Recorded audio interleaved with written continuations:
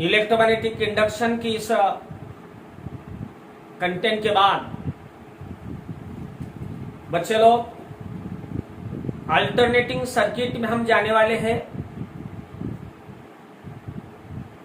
इस alternating circuit में, AC circuit में हम लोग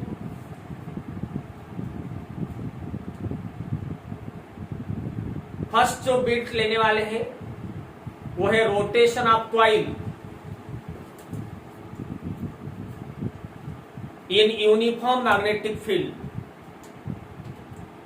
एक कंडक्टिव मटेरियल की कॉइल लेना है, उसको यूनिफॉर्म मैग्नेटिक फील्ड के अंदर रोटेट करना है। जब रोटेट करेंगे तो आपको मालूम है कि उसमें से जाने वाली मैग्नेटिक फील्ड चेंज हो जाएगी और उस चेंज इन मैग्नेटिक फ्लक्स की वजह से उस कॉइल में ईएमएफ तैयार होता है। देखना है कि जब एक कंडक्टिव मटेरियल के कॉइल को यूनिफॉर्म मैग्नेटिक फील्ड में हम जब रोटेट कर रहे हैं, चेंज इन मैग्नेटिक फ्लक्स की वजह से कितना ईएमएफ तैयार होता है वो देखना है। और उसके बाद हम एसी करंट की बातें करने वाले हैं। एक बुक ले लो बेटा, बोमा छोटी बुक जिसको मैं स्कॉटिश वाली, और एक पेन। चलो आ जाओ। कंसिडर, आ जाओ बेटा।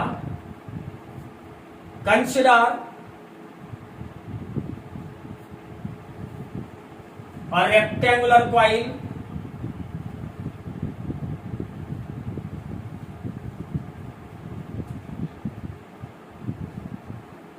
of conducting wire which is placed in the uniform magnetic field of induction B. Suppose this is the magnetic field, इस कॉइल के प्लेन में से पास किया जिसका इंडक्शन B इतना है। एक कंडक्टिव मटेरियल की कॉइल लिया मैंने, उसको uniform magnetic field of induction B के अंदर हमने रखा होता। Such that suppose this is the coil, ये मेरे पास कॉइल है रेक्टेंगुलर। इस रेक्टेंगुलर कॉइल को इस तरह से मैंने मैग्नेटिक फील्ड में के अंदर रखा है ताकि मैग्नेटिक फील्ड इसके कॉइल के प्लेन को कैसा पास हो रही होता, परपेंडिकुलर पास हो रही। ओके, चलो अब आगे चलना है। अब इस कॉइल की सपोज स्टार्टिंग की जो पोजीशन है, let PQ be the initial position of the coil at a time t is equal to 0। Starting में 0 टाइम के समय जो कॉइल की पोजीशन बता रहा है, ये P की पोजीशन है। पुनः फिर एक बार सुनो उठा। Consider a rectangular coil of conductive wire which is placed in the uniform magnetic field of induction B such that the magnetic field is passing perpendicular to the plane of the coil। Okay, understood? Starting में coil race में है, उसको perpendicular जो magnetic field जा रही वो भी uniform है। अब इधर आ जाओ, हम ऐसा बोलेंगे जो कॉइल हमने रेक्टेंगुलर बनाया, ये जो कॉइल बनाया, इस कॉइल के अंदर टोटल n इतना नंबर ऑफ टर्न्स है। टोटल कितना टर्न्स है? एक टर्न, दो टर्न, ऐसा कितना n इतना टर्न्स है। एक टर्न का एरिया सपोज ए है, let A B the area of each turn. इस कॉइल में अगर n नंबर ऑफ टर्न्स है तो n नंबर ऑफ टर्न्स वाले कॉइल का टोटल एरिया कितना रहेगा बोलो बेटा? n। क्लियर? पहली बात, एक एक बात समझ लो। जो कॉइल हमने यहाँ पे रखा है, इस कॉइल में टोटल n इतना टर्न्स है। एक टर्न का एरिया ये बेटा, तो n इतना टर्न्स वाली कॉइल का एरिया कितना बनेगा? n बनेगा। और Na इतना एरिया वाली कॉइल जिस मैग्नेटिक फील्ड में रखा है, उस मैग्नेटिक फील्ड का इंडक्शन कितना बोलो बेटा? B इतना है। और हमको मालूम है कि इंडक्शन किसको बोलते? Number of magnetic flux passing normal through unit area. मतलब इस कॉइल के यूनिट एरिया से कितनी फील्ड पास हो रही बोलो बेटा?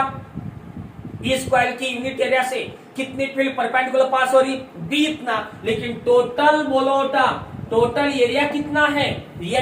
तो Na इतना एरिया वाले कॉइल में से टोटल कितना मैग्नेटिक फ्लक्स परपेंडिकुलर पास हो रहा है? Nab। This is the initial total magnetic flux passing perpendicular to the plane of the coil. तो अपने इस कॉइल के प्लेन को टोटल कितना मैग्नेटिक फ्लक्स पास हो रहा है? Nab। कैसा? यूनिट एरिया से कितने फील्ड पास हो रही बी, तो यानी इतना एरिया वाले कॉइल में से टोटल कितना एन ए बी। अब इस कॉइल को जिस समय हमने रेस्ट में रखा है पी की पोजीशन में, इस कॉइल को पी की पोजीशन में रेस्ट में रखा, उस समय अपने कॉइल में से टोटल जो परपेंडिकुलर मैग्नेटिक प्लस पास हो रही कितना है एन ए बी। देखो बेटा N constant, A constant, B constant, ये टोटल जो मैग्नेटिक फील्ड पास हो रही, टोटल जो मैग्नेटिक फील्ड पास हो रही initial magnetic field N A B है जो कि कांस्टेंट है। और आपको मालूम है कि कांस्टेंट मैग्नेटिक फील्ड की वजह से इसके अंदर ईएमएफ तैयार होता है क्या? नहीं होता, बिल्कुल नहीं होता। आप अपना एम क्या है? आप इस कॉइल को इस मैग्नेटिक फील्ड में रख के रोटेट करना है। आप इस कॉइल को इस मैग्नेटिक फील्ड में रख के क्या करना होता है? रोटेट करना है। और रोटेट करने के बाद कितना ईएमएफ तैयार हो जाता है वो देखना है। How to rotate the coil? आपको हम की रोटेट करने के लिए हमारे पास क्या होना बोलो बेटा? रोटेट करने के लिए हमारे पास क्या होना? एक्सिस ऑफ रोटेशन होना। इसीलिए इस कॉइल को रोटेट करने के लिए मैं एक्सिस ऑफ रोटेशन बना रहा हूं। आ जाओ इधर, ये पेन को एक्सिस ऑफ रोटेशन ले लो आप लोग। इस तरह से देखो, ये पेन बोलता है एक्सिस ऑफ रोटेशन, राइट? जो कैसा है? कॉइल के प्लेन को पैरेलल है, in the plane of the coil. ये देखो एक्सिस ऑफ रोटेशन बना दिया, कॉइल के प्लेन को पैरेलल है, लेकिन प्लेन ऑफ फिगर को कैसा बोलो बेटा? परपेंडिकुलर है। Now suppose the coil is rotated with, देखो एक्सिस को पकड़ के इधर, suppose the coil is rotated about an axis, suppose the coil is rotated about an axis in the plane of the coil and perpendicular to the plane of figure या perpendicular to the magnetic induction B। अब इस coil को इस axis को पकड़ के constant angular velocity omega से rotate कर रहा हूं मैं। जैसा इस कॉइल को रोटेट करना शुरू करेंगे, जैसा इस कॉइल को रोटेट करना शुरू करेंगे बेटा कांस्टेंट एंगुलर वेलोसिटी ओमेगा से, आप इस कॉइल में से जाने वाली मैग्नेटिक फील्ड चेंज होंगी, है का नहीं? है का नहीं? और जैसा सा मैग्नेटिक फील्ड चेंज होती है फैराडे लॉज के हिसाब से इस कॉइल में क्या तैयार होता है बोलो? ईएमएफ तैयार होता है। अब हमको देखना है, सपोज मैंने इस कॉइल को पीक्यू पोजीशन से इस पोजीशन में लाया। चलो दूसरी पोजीशन बताने जा रहा हूं। कॉइल को मैंने सपोज टी टाइम में बटा रोटेट किया और रोटेट करके सपोज पीक्यू पोजीशन से मैंने इसको P dash Q dash position में लाया टी टाइम के बाद, और सपोज कितने एंगल से इसको रोटेट किया बोलो बेटा? थीटा इतने एंगल से रोटेट किया। लेकिन हमको मालूम है जिस समय इस कॉइल को पीक्यू पोजीशन से P dash Q dash position में लाया, टी टाइम में थीटा इतने एंगल से रोटेट किया, उतने टाइम में इस कॉइल में से जाने वाली मैग्नेटिक फील्ड चेंज हुई है और फैराडे लॉज के हिसाब से ईएमएफ तैयार हुआ है। आप देखना है कि थीटा इतने एंगल से रोटेट करने के बाद इस कॉइल में से जाने वाली जो कुछ भी मैग्नेटिक फील्ड चेंज होना हो गई, उस वजह से कितना ईएमएफ तैयार होगा वो ईएमएफ मेरे को निकालना है। आ जाओ बेटा, अब मेरे साथ आ जाओ। जिस समय कॉइल पी की पोजीशन में थी, आपको मालूम कि बी कैसा था? परपेंडिकुलर था। इसे टोटल मैग्नेटिक फ्लक्स कितना पास हो रहा था पी की पोजीशन में? एन बी जो कांस्टेंट था, इसलिए ईएमएफ नहीं। लेकिन पीक्यू से पी डैश को क्यू डैश पोजीशन में लाने तक कॉइल रोटेट हुई है, मैग्नेटिक फ्लक्स चेंज हुआ है, इसलिए ईएमएफ तैयार हुआ है, वो निकालना है ईएमएफ मेरे को। चलो आप कॉइल अपने पीक्यू पोजीशन में देखो, देखो देखो अपनी कॉइल पीक्यू पोजीशन में आप देखो तक जब कॉइल अपनी पीक्यू पोजीशन में थी तो टी कैसा था? बी कैसा था? परपेंडिकुलर। लेकिन आप टाइम टी के बाद अपनी coil P dash Q dash position पे है, इसलिए आप इस पोजीशन में बी परपेंडिकुलर है क्या? नहीं है, हमको बी परपेंडिकुलर होना। इसलिए क्या करो? इस P dash Q dash position से एक लाइन ऐसी ड्रॉ करो जो लाइन इस पोजीशन को, इस कॉइल के प्लेन को परपेंडिकुलर होना। निकालो अपनी, देखो तो ये लेना इस प्लेन को कैसा, P dash Q dash position में प्लेन ऑफ कॉइल को कैसा परपेंडिकुलर है।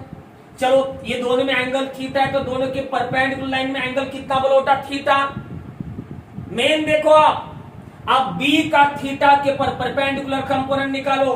बी का थीटा के पर कितना कंपोनेंट होता बोलो बी कॉस ऑफ थीटा, है का नहीं? मुझे आप जैसा पीक्यू पोजीशन में नॉर्मल इंडक्शन कितना था? बी था। लेकिन P dash Q dash position में नॉर्मल इंडक्शन ऑफ बी नहीं है, कितना है? B cos theta. इसका मीनिंग ऐसा, आप यूनिट एरिया से कितनी मैग्नेटिक फील्ड पास हो रही बोलो? आप यूनिट एरिया से कितनी मैग्नेटिक फील्ड परपेंडिकुलर पास हो रही बोलो।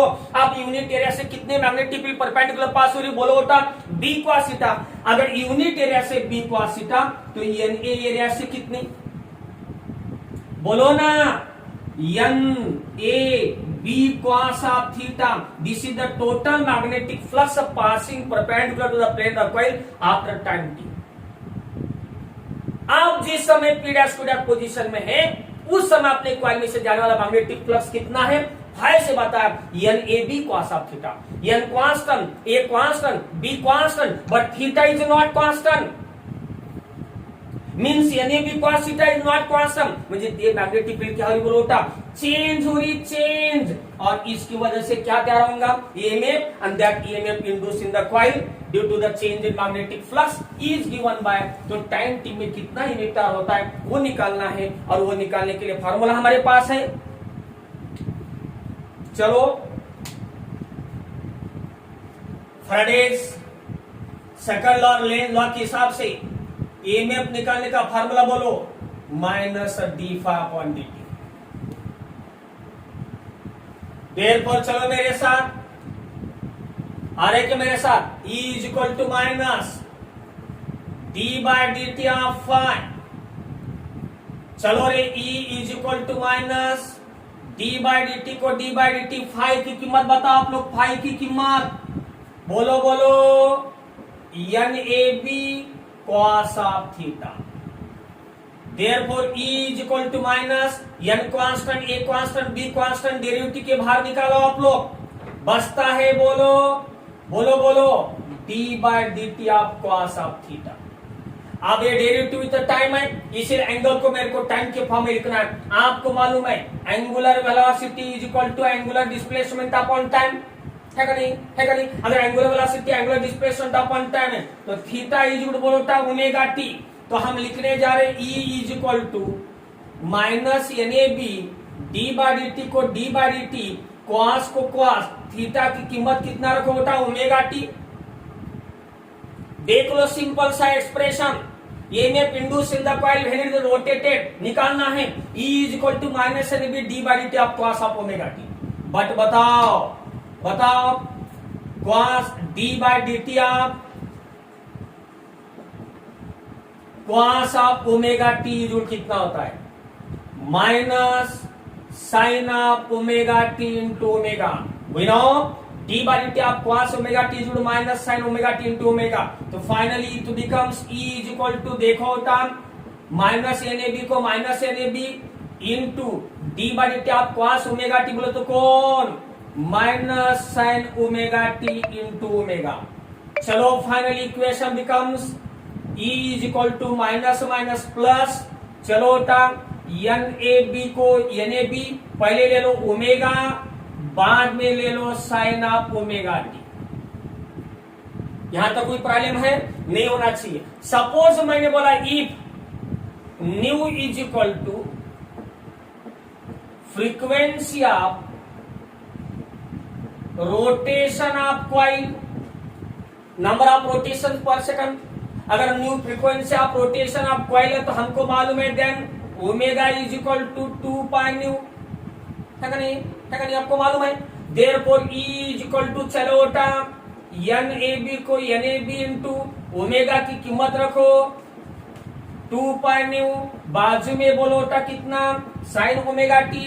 Finally E is equal to, आ जाओ मेरे साथ, देखो E इज इक्वल टू, चलो चलो E is equal to N A B 2 pi nu. ये कौन है बोलो, N A B 2 pi nu है, और इस N A B 2 pi nu के जगह पे हम लेने जा रहे E0, आगे बचता है साइन ऑफ ओमेगा टी। देख लो जब भी एक आधे कॉइल को आप लोग मैग्नेटिक फील्ड में के रोटेट करेंगे तो कितना ई मिकदार होता है, E is equal to E0 sine of omega t, where E0 is equal to, देखो किसके जगह पे लिया, N A B 2 pi nu के जगह पे लिया, which is constant, and this constant value is called, इसको बोला जाता है पिक वैल्यू ऑफ ईएमएफ। इसको क्या बोला, E0 को क्या बोलते होता, पिक वैल्यू ऑफ ईएमएफ बोला जाता है। तो how much EMF induced in the coil बोलो टा E is equal to E0 sin of omega t. This is the EMF induced in the coil when it is rotated in the uniform magnetic field of induction B. Okay, फिर एक बार इसको revise कर रहा हूं। Rotation of a coil in uniform magnetic field. Consider a rectangle coil of conducting wire kept in the uniform magnetic field of induction B such that the field is perpendicular to the plane of coil. Okay, PQ be the initial position of the coil at the time t is equal to 0. Initially the magnetic flux passing through the coil is कितना NAB, where N number of turns, A area of each turn. तो total magnetic flux starting में कितना जाता है NAB, जो constant है उसकी वजह से ईएमएफ तैयार होने का सवाल नहीं। लेकिन now suppose the coil is rotated with constant angular velocity omega about an axis in the plane of the coil and perpendicular to plane of figure. Let P dash Q dash be the position of the coil after time t, let theta be the angle of rotation. Then in this position the magnetic flux passing through the coil are बोलो NAB cos of theta, और जिसकी वजह से कितना EMF होता है Faraday second law Lenz law के हिसाब से E is equal to minus d phi dt. Therefore E is equal to minus d by dt of phi. Therefore E is equal to minus d by dt phi की कीमत बता NAB cos of theta. NAB minus को minus, NAB constant बाहर आया, d by dt of cos theta. यहाँ पे हम theta की कीमत ओमेगा टी लेने जा रहे हैं। तो E is equal to minus NAB d by dt of cos omega T, but d by dt of cos omega T बोलते हैं minus sin omega t into omega. Therefore E is equal to minus NAB d by dt of cos omega t कीमत minus sin omega t into omega, minus minus plus NAB लिया, omega लिया, sin omega t. If a new with the frequency of rotation of coil, then omega is equal to 2 pi. Therefore E is equal to NAB, omega की कीमत 2 pi sin omega T. Therefore E is equal to E0 sin of omega t, where E0 is equal to NAB 2 pi nu is equal to constant, which is called peak value of EMF बोला जाता है। This is expression for EMF induced in the coil when it is rotated in uniform magnetic field of induction B. Okay, आप question आता है sir आपने बोला है कि अल्टरनेटिंग सर्किट में जाना है, तो हमने इतना ईएमएफ तैयार होता है, ये ईएमएफ हमने निकाला। सबको समझ में आया बच्चे लोग? चलो आगे जाना है। इस एक्सप्रेशन ऑफ ईएमएफ को देख के आपको पता चलता है कितना ईएमएफ तैयार हो रहा बेटा, बोलो बोलो एक बार फिर, कितना ईएमएफ तैयार हुआ? E इज इक्वल टू, चलो इधर लेंगे क्योंकि हमको एक ग्राफ निकालना है। E is equal to E0 sine of omega t, इतना ईएमएफ तैयार हुआ। देखो बेटा, जैसा टाइम चेंज होता है वैसा omega T angle of rotation change होता है, जैसा एंगल ऑफ रोटेशन चेंज हो रहा है वैसा ईएमएफ तैयार होता है। Now find the value of EMF for different angle of rotation. अब हमको क्या करना है, अलग अलग एंगल ऑफ रोटेशन को ईएमएफ की कीमत निकालना है, फिर उसका ग्राफ निकालना है, उसके टेबल बना रहा हूं मैं। आ जाओ, यहां लेंगे हम omega t 0 pi by 2 pi 3 pi by 2 और 2 पाई। यहां लेंगे हम EMF induced in the coil, that is E की कीमत। ओके, चलो omega t 0 pi by 2 pi 3 pi by 2 2 pi sine, चलो sine 0 0 pi by 2 1 pi 0 3 pi by 2 minus 1 sine 2 pi 0, आपको values मालूम है। अब 0 एंगल ऑफ रोटेशन को rotate EMF कितना, पाई बाय 2 से रोटेट करने के बाद ईएमएफ कितना, पाई से रोटेट करने के बाद ईएमएफ कितना, 3 पाई बाय 2 से रोटेट करने के बाद ईएमएफ कितना, और 2 पाई से रोटेट करने के बाद ईएमएफ कितना निकालना है। चलो आ जाओ, E is equal to E0 sine of, चलो E is equal to E0 into, चलो पहले ओमेगा टी 0 ले लो, ओमेगा टी कितना ले लो 0, तो चलो E is equal sine 0, sine 0 कितना होता 0, तो E0 इंटू 0 0, तो ईएमएफ कितना तैयार होगा 0। चलो पाई बाय 2 से रोटेट करो, sine pi by 2, sine pi by 2 कितना 1, तो E0 इंटू 1 कितना ईएमएफ बोलो E0, no doubt is the positive value. बाद में ले लो पाई, साइन पाई 0, E0 इंटू 0 0, तो 0 के पाई के लिए 0, बाद में ले लो 3 पाई बाय 2 एंगल, अलग अलग एंगल के 3 pi by 2 -1 E0 into -1 EMF कितना बोलो -E0 बाद में ले लो 2 पाई की कीमत 0 तो EMF कितना बोलो बेटा 0 these are the values of EMF for different angle of rotation. Now plot the graph of EMF and angle of rotation. Plot the graph of EMF and angle of rotation. इधर आ जाओ graph निकालने जा रहा बेटा this is the x axis and this is the y axis इसके ऊपर हम लेंगे EMF इधर लेंगे हम ओमेगा टी चलो मेरे साथ कैसा निकालते बोलो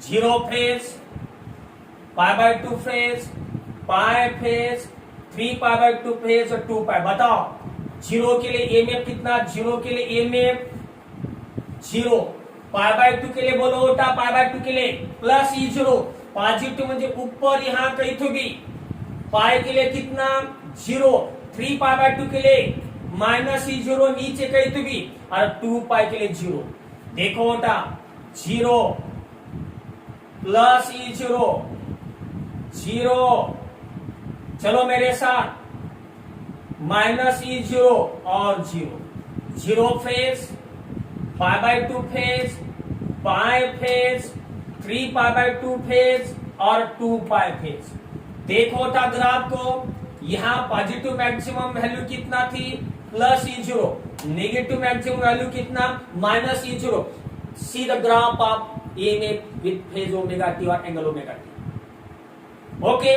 ग्राफ को देखो ग्राफ को देखने में पता चलता है फर्स्ट हाफ ऑफ रोटेशन में एक EMF कैसा पॉजिटिव है नेक्स्ट हाफ ऑफ रोटेशन में कैसा है नेगेटिव मुझे कैसा मिला है देखो पॉजिटिव